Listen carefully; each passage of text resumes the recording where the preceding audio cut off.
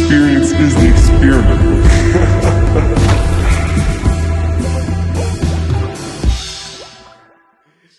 Today's guest hails from the Bahamas, but has since made her way to Los Angeles, California. She's a singer, rapper, and Grammy-nominated songwriter. She has over 2.5 billion songwriting credited streams and over 21 million streams on her own music. Please welcome today's guest, Soaky Siren. Yeah. What's going on? Not much. Thank you for having me. And I'm also like kind of impressed because you stated some metrics that I didn't even know. That man right over there. Hooked Mr. me up. Dazzle. Hooked me up. Sent me everything I needed. Given all the deets. Yeah, he hooked us up. There we go. How are you? I am well. How are you? I'm good. It's so good to have you on here. It's a pleasure to be here. And you just did a live performance, which people will see when this comes out 2 days from now. Period. Yeah. And they should be excited. It's fantastic. I'm very excited. Thank you for having me. Oh, of course. Thank you for coming. Tell me a little bit about who you are. I know you grew up in the Bahamas, but how did you get out here? I mean, such a roundabout way. I started doing music since I can remember. I was writing from in the sandbox. And I had a very roundabout way of kind of springboarding, being over here studying because I was in college.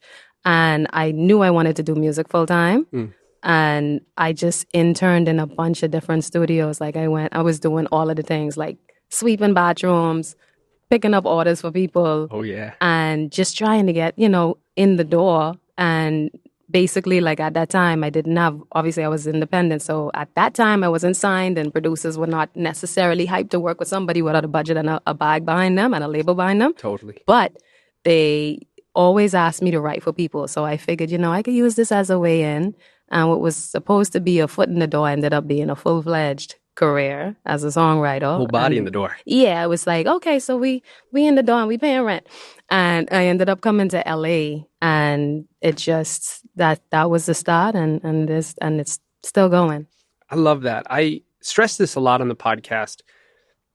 Use everything you have to get in the door. And obviously that it has an extent to it. But if you're good at songwriting and you want to be an artist, get in the room with the producers that'll help you as an artist and get in there by a songwriter, by being a songwriter. Or if you're great at playing an instrument but you want to be an artist, get in the room as a musician. Whatever you can do to be in more rooms exactly and have more people know who you are, you're on the right path. That part.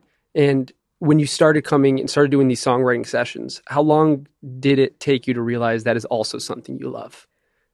I feel like because I always, writing was so natural for me because I was just making my own music up until that time. So for me, it was just, I think what was a realization was that not so much that I loved it, but more so, you got to put in some work because you thought you was precise and you get in the rooms with all of these people and it's just like, okay, talent is everywhere. Skill set is a different bag. Being able to craft a record that is commercially viable to move people and make people want to dance, it was humbling. So I feel like before I even fell in love with the path and the craft of songwriting, I got like a chin check when I came to LA because I was like, oh, okay, so you need to sit small and you need to, sit with some notes and a piece of paper and a pen. So that's huge. Yeah. It's understanding that the best rooms to be in are the ones that you're the worst in the room. But also, you can be the worst in the room all you want, but if you're not soaking in information, then what's the point? Yeah, when definitely, it's a cause for concern when you stop learning or when you stop pushing yourself to get better. Because even now, I still say when I'm asking for sessions, if I'm considering them, I always ask I want to be in the room with people who are better than me. That tequila smells delicious, by the way. What that is? It's because. It's Cazadores? I just feel like it have a very floral fragrance. I wasn't ready for that from a tequila. I really don't drink often at all. The only thing I drink is tequila, and this is the only one I've got in a long time. I haven't, and the thing is I don't drink, but the smell of that making me feel like I need to rekindle that experience. Oh no. But I don't want to be the impetus. I digress. Have you always not drank? No, I stopped drinking 3 years ago for a number of reasons. One of them was because someone near and dear to me actually had she basically found out that she had to stop because of a diagnosis. And I was like, if somebody named there to me, my partner in crime, I'm like, if you're not, I'm not gonna bother. I don't need it. You know what I mean? Because I'm like, It's great technically, support. who am I turning up with in real life? But So that's smart. It's like build a crew around you also that pushes you in the direction that you want to go. yeah, and then also like I don't miss it either because I just remembered even then I was like, why am I such a lightweight? Like I talking like you give me one wine and suddenly I giggling. If you give me two, it's instant bad. Oh yeah. Like I didn't get the buzz and the experience of like, oh, it's up. I was just like one drink in and I'm like useless. Yeah, that's the little bit I had, the half a shot that's it for the day for me. And then for some reason I had like extended hangovers from little or no alcohol. I'm with you Because on I was that. just like, I'll wake up the next day and then it's 12 o'clock. It's 3 o'clock. Why I still feel like heavy and headachy Yeah. and miserable. So when you go back to the Bahamas, was it the same thing? Because I feel like that's a really big part of the culture. And people there, it's more communal than here. It's more just like to turn up, it feels like. I mean, you know what? I think more so, at least for me, when I go home, it's more about the food. It ain't so. Oh, like I miss it. when I go home, I just worried about like as soon as I land, who feeding me first? Yep. That's the first question. That's the first order of business. Because I just went home like 2 weeks ago. And as soon as I got home, like it's mango season on top of that. Like I just want my bags. I just want my meals. And that's all I concerned about. Some conch fritters. Don't say the CH though. How do you say it? Conch. Conch. Conch. Conch. Just relax it. Just relax your tongue. Like conch. Conch. Wow. There we go. I'm my Midwestern accent Fine. is It's sticking. fine. At least now you know that, no CH. So if you're going back and you had one meal ready for you, what's it going to be? Guava duff. What is that? And I know that's childish and my mommy would shake her head because it's a dessert. And it's like a spiral cake, but you take the flesh of the guava and you spiral it into this. It's not even a cake. It's more like a bready dough thing. I know what that is. Exactly. And then you have the rum butter sauce. Okay, I see where you're coming. You curate a guava and then you have this nice melted butter and rum sauce that you drizzle on top of it and it's warm. Oh my God. Let me tell you something. It's decadence. It's time for me to go back. Yeah. Yeah. So, born in the Bahamas, what percentage of your influence music-wise comes from there versus the U.S. or Europe or wherever it comes from? Because I know you were saying you're going to London. Yeah. So I'm sure there's part of it that comes from there. You know what? I feel like my inspiration and my influence, it's all over the place because it's all equal parts. Like there's soca, obviously, calypso, and like the storytelling in Bahamian music was one of the first, I think, lessons in songwriting that I had subconsciously because a lot of Bahamian music, there's a lot of allegory, there's a lot of storytelling. But then I also grew up heavy on dancehall, a lot of culture, a lot of reggae. So like artists like Sizzler, Bob Marley, all of these like huge, like Buju Banton and all of them, like they all kind of set foundations. But then I was also listening to hip hop and R&B. Yeah. And then I was heavy on like rock because I was like, for some reason, I feel like Linkin Park. Mm-hmm. I miss Chester. Linkin Park Hybrid Theory was like one of my constantly in rotation records and bodies of work. That's so interesting. So I was listening to everything. Like, I don't know if I should say this in public, but I also, like, I had a slight, it was a short-lived one, but it was a Nickelback moment too.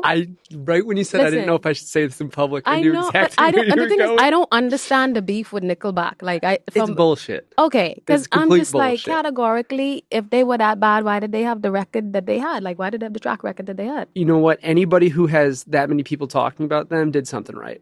Period. You know, you always got to find somebody in your decade to make fun of.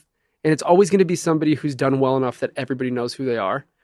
And it's such bullshit because Listen, I'm sure they're good guys. Canada be putting them out, man. They're talented. Gee. You know what? If you don't like Nickelback, Yeah. come at me. Because they're Canadian, right? Yeah, I think Was so. that like another thing? Like that's another reason I'm sure for that's it? part of it. That ain't fair. I mean, Canada has a lot of vibe. Canada's cold. amazing. Canada has its issues just like everywhere else, but Yeah. Canada is amazing. It's beautiful. Mm. Got BC. Can't beat BC. Listen, I haven't been yet, but I don't know if I need to go because it just depends on the temperature. And if Nickelback is playing. That part. So you said you almost never get too warm. Very rarely. But I got you in this room. You got me today, but you know what I realized? It was because of your lighting. Like the lighting's hot. Yeah, you almost I almost sweat. Like I was on the cusp of sweating. I almost got that one sweat. It was like one bead ready to drop, but it didn't. I had enough for all of us, so yeah, don't worry. So you went from the Bahamas to straight to Los Angeles, or did you make your way around any other parts of the U.S. before you got here? Miami. I went to Miami first, and I did that. I feel like Miami is like the first. It's not much of a move because Miami is like a 25-minute flight from my island. Yeah, it's very, very easy. Very close. So I was there, and I tested the waters. Plus, I had to finish school because I had a mother that was on my case. And after that, I was like, okay, I felt comfortable enough that, okay, I know that this is the path that I'm going to take. I got to figure it out. I don't have necessarily a plan that's ironclad, but we're gonna just trust the process. Yep. And I came to LA afterwards.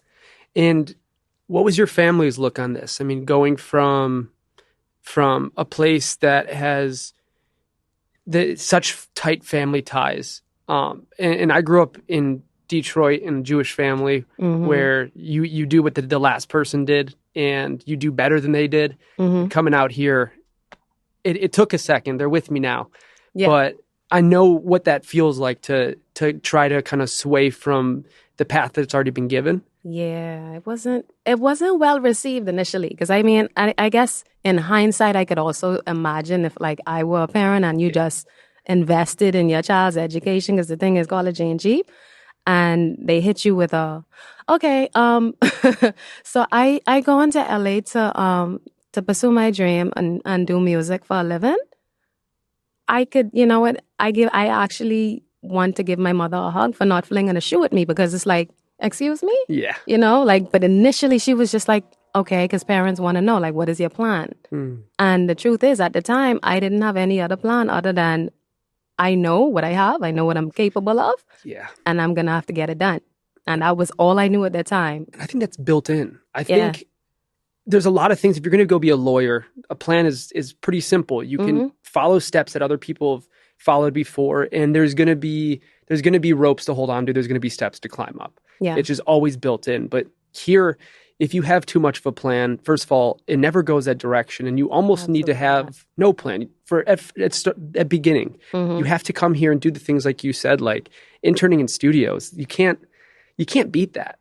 I wish I didn't have to do it because I can't lie to you. I'm not necessarily like picking up meals and cleaning up. That wasn't on brand at all. But I was so determined at the time.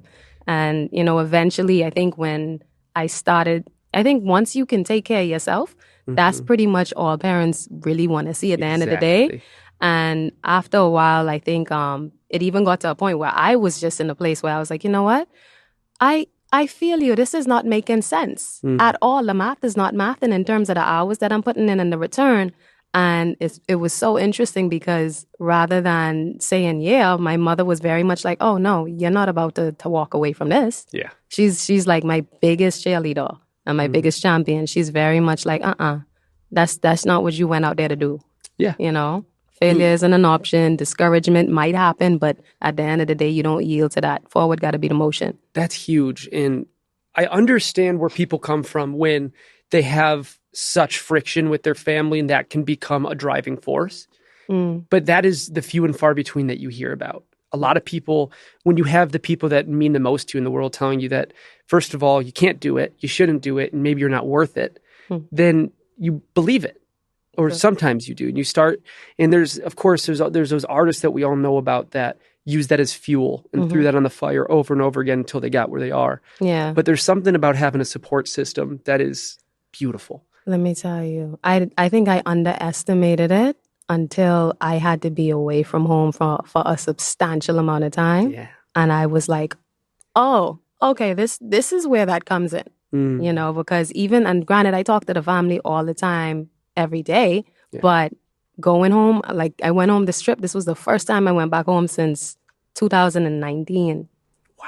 Yes. So pre-COVID. Yes. So, you know, and it just dawned on me. I was like, yo, that support system, I think the thing that I was in such a deficit of and craving, and like I felt it. I was like, you know, and when you're in it, you don't necessarily know like, okay, something upstairs ain't making sense. It's not right. Totally. We need to do some work.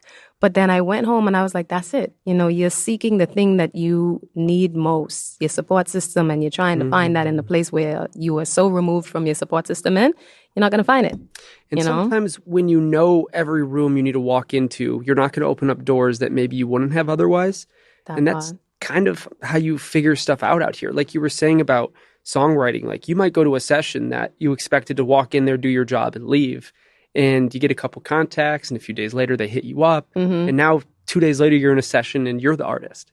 And it's just having the ability to break the rules is just as important as knowing the rules. From the same people who brought back your balls and made your bush bearable brings you the beard hedger. There's one thing about travel that I hate more than anything in the world, and that is bringing 20 different little clip guards just to get the right shave. Not anymore. Manscaped has your back. The Beard Hedger has 20 built-in clipping lengths, so you do not have to worry about losing them anymore. Not only that, but this thing is waterproof. It's cordless, and it has a long-lasting battery, so you don't have to worry about this thing shutting off halfway through and looking like a dork for the rest of your day. Fellas, do me a favor. Stop going to your dates with clean, smooth balls and a gross-looking face. You need them to match. If you want to support me in this podcast, the best thing that you can do is support the sponsors. They help me keep going and make this something that I can continue to do. So do me a favor. Head to manscaped.com, use the code EXPERIMENT, and get 20% off and free shipping. That's 20% off and free shipping with the code EXPERIMENT at manscaped.com. Go get your beard hedger with 20 different clip lengths. Having the ability to break the rules is just as important as knowing the rules. Exactly. So where are you at as far as theory? Were you a studied musician? Not at all.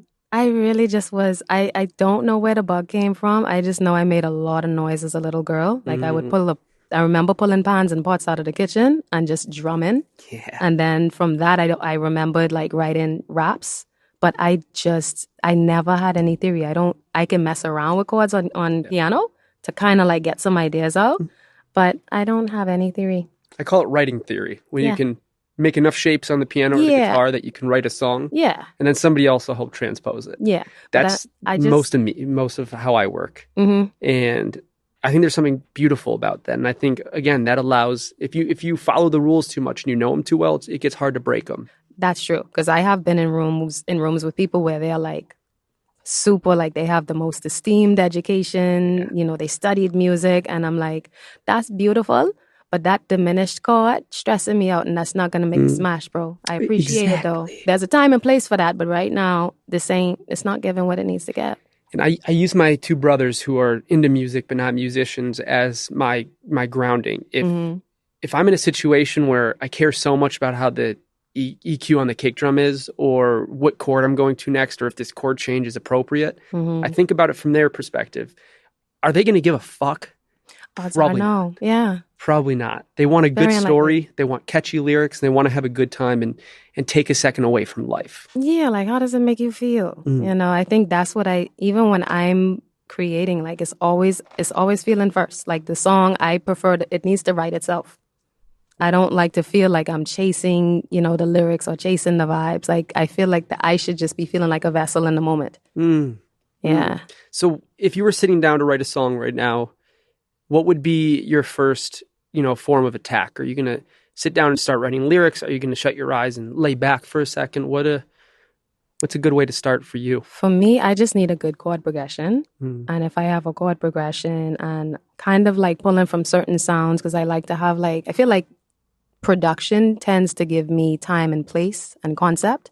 So depending on that, it's going to have me, I feel like concept is going to land on me first. If I'm super inspired, whatever is happening in the room with the producer, whatever chords are being played by that, like say like a couple minutes in, I should start doodling with like a concept in my mind. Yeah. After that, I'll start like throwing out melodies. If I'm writing by myself, I'll just start laying melody ideas. If I have a co-writer in the room, I'll just start going back and forth with them. And then we just chisel from there. It's like taking a piece of jade and just hitting away until it turns into a diamond. Yeah.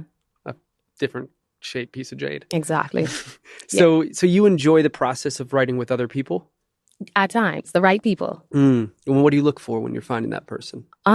Somebody that can share space and by that I mean like everyone has their process, and to be able to share space, there's a certain alchemy that happens when you're making music, right? So I may not work or I may not attack a song the same way another top liner might, but I at least know to give that person their space and their moment to process before trying to like, okay, this is what it needs to be. What do you got? What do you have? What do you have? Because I didn't realize that that's such a, like, it's like bedside manner, you know? Yeah. And I'm like, it's interesting to see how many people don't necessarily have that. And then also my other favorite kinds of people to write with are like, because I love melody people, but I also like lyric is such a special gift. Yeah. Like, and also like, I can't lie, I'm not one of those people that want to spend like 3 weeks on a song. Like I kind of like to be, all right, this is where we're at. Let's try to get this done. We can chisel it a little later if we need to reconvene, but I like to get the majority of the idea out. So like lyric people, I love lyric people. Yeah. And I mean quick lyric people. I don't want, let's not, if we say cat, you shouldn't have a hard time finding me the next end rhyme, and we shouldn't science it out. It should still be profound. Yeah. But understanding that sitting on a word for 5 minutes isn't going to get you the next one. It's just going to get you lost. Yeah, 100%. That's so interesting. And how long did it take you to kind of find your ability to share space with people? Because what I've realized from being in sessions and really from interning at studios, getting to be the fly on the wall a little bit, is that most people can't do that. What can't do what? Share space? Or can't share space. Let me tell you, I think I don't understand it, because I'm like, is this poor home training? Because a lot of times it's like, or sometimes it's even ego, because I've been in rooms where it's like some people are so married to their whatever their idea is, and I'm like, sweetie, if that's the last idea you will have for the next 6 months, then you might be in the wrong field. You might need to reconsider. But like, I think, sometimes it's ego, and then sometimes I think, everyone has their process, and it's not always an indictment on the person. It just might be that is not the creative fit for me. So sometimes it's just as simple as that, And understanding what you need in order to enable yourself to be in the correct position to write and do justice to the song. Because I just had on my buddy Mitty Jones, and he had a really beautiful point, which was, when you're in this field, your job isn't to be creative when you get to the session. Your job is to find creativity and inspiration in the world around you. Store it where it needs to be stored. Understand it. Use it as an influence. Then when you go into that room, forget all about it and let that be in the background. Exactly. And it sounds like that's something that you've got really, really good control over, is the understanding of, when I get there, I have a job to do. But I'm also allowed to enjoy the job. And I think people forget that you're not in the room because you're the end all be all for the song. You're in the room because you are the perfect piece of the puzzle that finishes it. It's a collaborative sort of advantage that I think the pop world really sits on and really is built by. Yeah, 100%. Comes off of like Motown. That was the Berry Gordy days. That was all 12 people in a room playing at the same time, and you had to learn how to share space. Yeah, and you didn't really have comping and all of that stuff we have. You can't Frankenstein them records, Not at all. You have to be able to share that space. Exactly. And was your family musical? What was your inspiration growing up? Honestly, I just lived under headphones. Like, I loved music. I didn't have anybody else in my family that plays.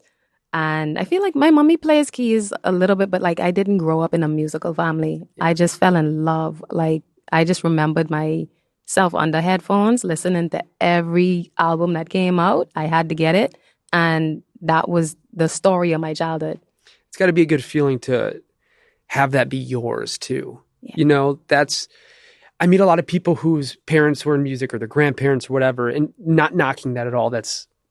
Hopefully my kids can follow. Just don't be a musician for my kids. It's so hard. But having that influence is amazing, but not having it allows you to understand that 2.5 billion, songwriting streams out there, or the 21 million that are yours, solely yours, all of that comes based off of the fact that you found something that you enjoyed. You put your heart into it. You worked hard, probably failed a bunch, and went to those failures and learned off them. Oof. That is such a big part of this. Do you have any situations that really remind you of times that you could have quit? Oh, I mean, I have a lot. I think I have, you know what? I feel like taking the L's and instead of taking L's for losses and taking them for lessons, that's the thing that that transformation needed to happen for me. Because the thing is, like, anytime you write a song, at the end of the day, like, if you're solely songwriting, at the end of the day, you could go in the studio like for a whole month and not a single one of them songs land. And you have to kind of reframe your thinking to not feel, or at least somebody like me, initially, I'm like, this is given failure. Yeah. Like, this is given waste of time. And it's just like, no, you have to kind of zoom out. And even like with my project as well, like making certain decisions. And like last year I shot a whole project, and it was not, the process was a process, and it ended up being a huge loss. And I had to just, thankfully also you have other artists that you talk to. Yeah. And I spoke to another artist who's much more seasoned and a huge artist. And she was like, listen, that sum of money that you lost, she kind of just like scoffed in a sense, like, and basically was like, listen, get ready to lose more, and just like having to, again, it's all this, like, I feel like I'm going through this great reframing of like, okay, loss is one thing, but take that L for a lesson. And you just have to really get good at picking yourself up. That's huge. Because I feel like I don't necessarily have a great relationship with failure yet. And I want to improve. At least I don't want to say failure, but I don't like taking losses. Nobody does. And I feel like people that accept that that's a part of the process, those are the people that wind up being successful. Because me personally, I'm like, I take a loss and I got to disappear for just a little. I got to step away from society. I got to be recluse for a little while and just do my self-work and do some healing. And then I'm like, okay, I think I'm going to call my manager today. Yeah. I just needed those extra days to just recalibrate and reset. But I think it's all about the relationship that you have with things not working out. I truly believe that there's nothing part of our life that you need to master. I think mastery is beautiful, but what's way more beautiful is understanding where you're at the moment and pivoting from there and growing from there. Yeah. If you can make tomorrow a little bit better than yesterday and learn a little bit more and filter a little bit more information, that's it. The little wins become the massive wins. Yeah, it's the power of increments, right? Because I feel like, again, like I think also like when it comes to making music, I feel like that I have put my 10,000 hours in. Now, I realize now with me being an artist, you don't have 10,000 hours with building out a project with rolling out and performing. And I have been getting some very humbling experiences where it's like, okay, you definitely have 6 hours here and it shows. Yeah. And you just have to really like, now I'm trying to train myself to embrace like, okay, this is a challenge. This is a huge hurdle. But at the end of the day, I just need to look at it from a different angle. Instead of trying to always walk in the door, maybe you need to walk around, walk in the back. Yeah. And go in that way.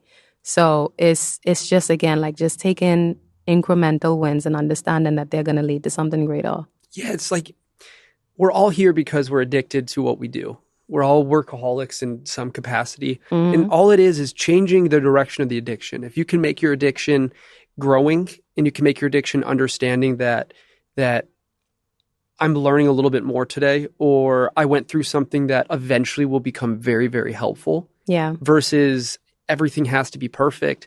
You're going to find yourself in a lot more situations where you see growth, even if growth comes at the expense of failure, you know?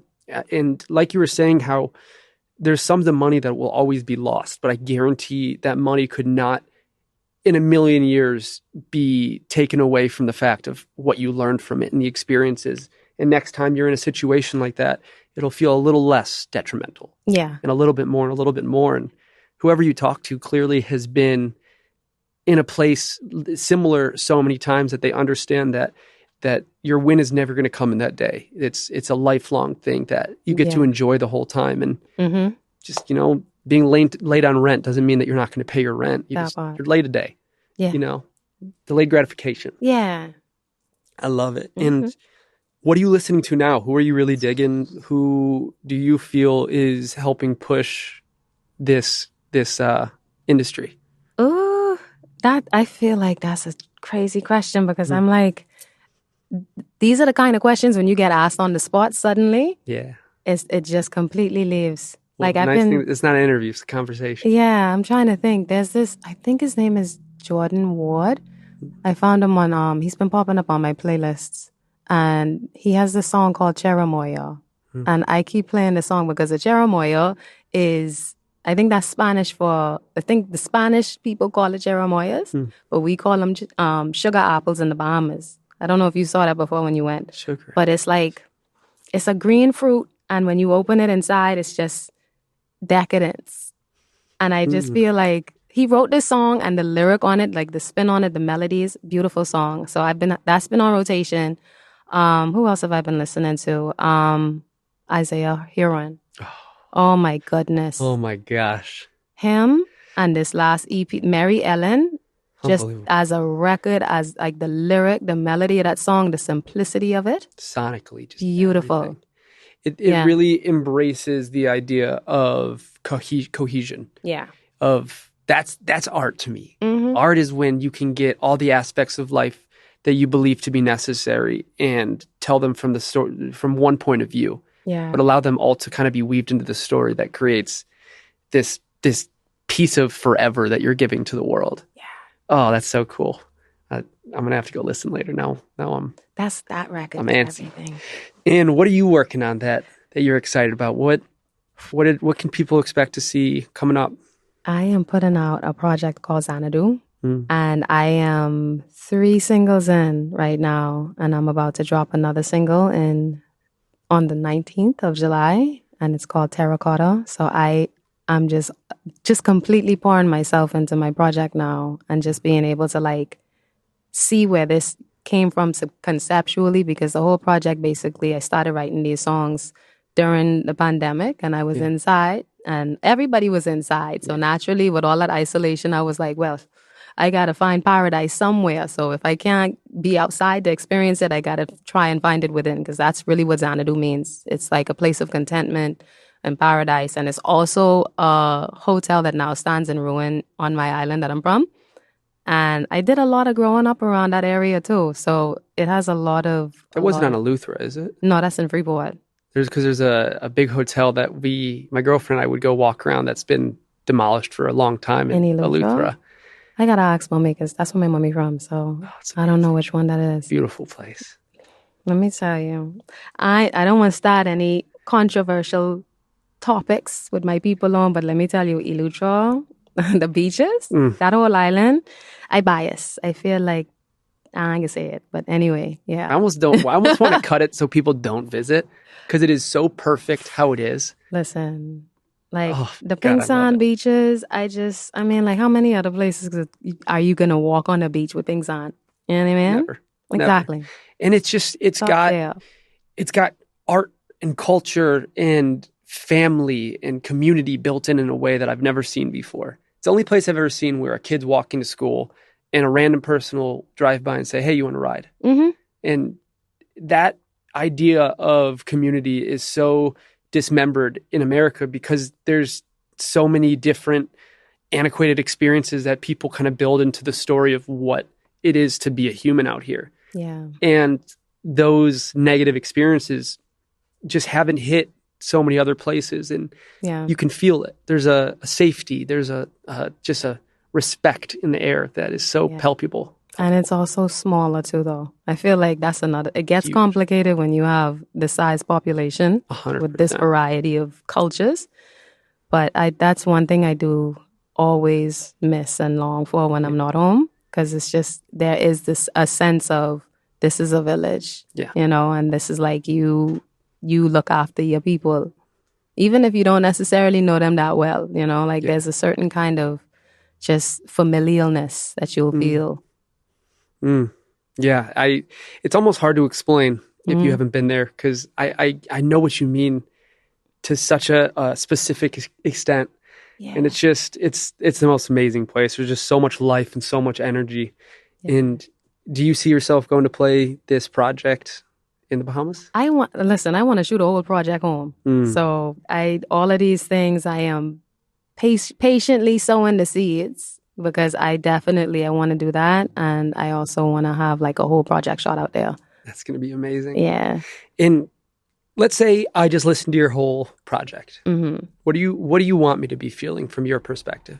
Oh, it depends on the song you're listening to, but generally I want you to feel hype. I want you to feel a certain kind of energy. Like, when you listen to A Fresh Face, for instance, that single, I feel like I would want you to feel stunning.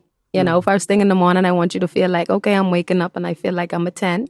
Anybody that shares space with me needs to recognize and appreciate me as a 10. Yeah. Even if, you're looking, because first thing in the morning, it's me personally, I wouldn't open my front-facing camera. Oh, I'm rough in the morning. Yeah, but but at the same time, if whoever I am with, still needs to appreciate that just take me as I am kind of energy. So for that record, that's what I would want people to feel. For like a Lonely Hours or Save Room, I want people to dance. So I want you to dance. You heard her. Wherever you Go is, dance, people. Make sure you dancing. Just don't be a wallflower. There's a time and place for that. I think Fresh Face is the only ballad-ish on the project, but everything else is movement and energy. And having that dichotomy between having a ballad and having this energy built in is so necessary. Yeah. It's so healthy too, because we're never one thing. We never have to be one thing. And giving people the opportunity to have you be the soundtrack of multiple different experiences in their life is going to be obviously a great reward for you, but even more than that, just it's going to be so helpful to people. Yeah. And that's something that I'm getting from you and from your music is you're somebody who understands that you are where you are, and that doesn't stop you from looking in and trying to figure out what you can be doing to be better to yourself. But you also seem like the kind of person who understands that you're allowed to go look at yourself and be proud of the things that you have done. 100%. Was that just kind of built in? Was your family outward about being proud of yourself, or was that something that was kind of more, built in until you found it yourself? I feel like that's a really good question. I think that came with time for sure. I think because I feel like excellence and making sure that you deliver, that's something that's always been instilled. Yeah. But I think after I've accomplished certain things and I realized that, I would hit certain milestones and I'd still be like, well, okay, you got nominated, but you didn't win. And I had to check myself, because I was like, listen, the little gal in Freeport in that uniform running around rapping after school would have lost her shit. Yeah. You know what I mean? If she knew that this was where she would end up. So I think I've been focusing on it a lot more recently, because I don't think I always was, for sure. Like that came over time, because in my mind I was just like, okay, if we are here, I'll find some way to say we should have been here. Absolutely. So I've been working on that. I'm still working on that, actually. And the city's not forgiving when it comes to that. And I think that's a necessary part of it, is if it was too easy out here, then those lessons wouldn't be installed into your life in the same way. You almost need force. And that understanding of, could I have done 10 things? Maybe. But I'm really proud that I did 8. Yeah. And that's still 8 more than I had before. And that's huge. That's so important. And I really think that lesson being, kind of interweaved into your music is so helpful. And it really, there's going to be a young girl standing in the Bahamas waiting to go to school, or waiting to get out of school, or sitting in the back of class, who has an AirPod in and has Soaky playing in her AirPod, and just understanding that the world can be hers. Oh yeah. And it will be. Yeah. You just got to understand that every single step is a win. Yes. Every part of it. 100%. I definitely, if I can accomplish that, if that can be a thing, I feel like that alone means that my job is complete. That's beautiful. Yeah. That's beautiful. Well, I'm so excited to get to hear the rest of it and for everybody else to get to hear the rest of it. I am hype. I can't wait for everything to be out in the world. It's all like Xanadu is coming out. I'm putting out Terracotta in 2 weeks. So, like crazy. each one is like my kid, and I'm watching it, watching the child grow up. Well, I'm so excited for you, and I'm definitely going to hit you up when that comes out and see how you're feeling then, because make sure. I'm excited for you. Thank you. And we'll have to do another one and do a follow-up. Yeah, we got to, because the next project after this is actually it's pretty much done, ready to go.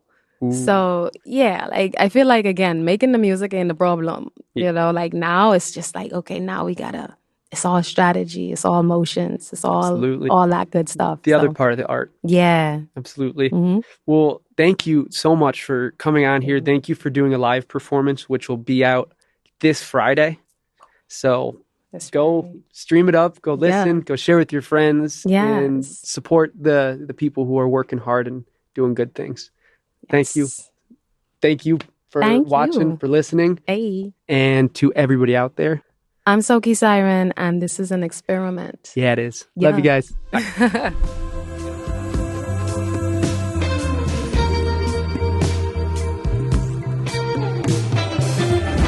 The experience is the experiment.